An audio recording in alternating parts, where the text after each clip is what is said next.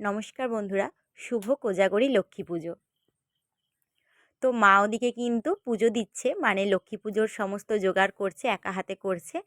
আর এখানে আমি কিন্তু ঘরের মানে রাতের যে খাওয়া হবে সেই রান্নাবান্নাগুলো আমি এদিকে করছি। দুজনে তো একদিকে গেলে হবে না, সেই জন্য।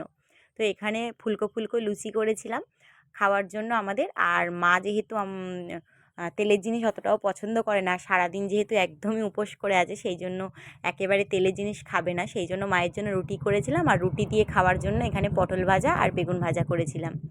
আর এখানে কাজু কিশমিশ আর নারকোল দিয়ে করেছিলাম সুজিটা একটু শক্ত করেই করেছিলাম। এইভাবে সুজিটা করলে না বেশ ভালো লাগে খেতে, একদিন তোমাদের সাথেও রেসিপি শেয়ার করব। আর এখানে করেছিলাম ঘুগনি। আর সব কিছু তো নিরামিষ যেহেতু লক্ষ্মী পুজো, আর এই ঘুগনিতেও কিন্তু নারকেল দেওয়া আছে।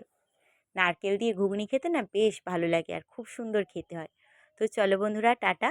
তোমাদের সবাইকে জানাই লক্ষ্মী পুজোর অনেক শুভেচ্ছা। সামনেই আবার আসছে কালী পুজো। তো আজকে রাতের মেনুটা তোমাদের কেমন লাগলো কমেন্টে জানিও। টাটা।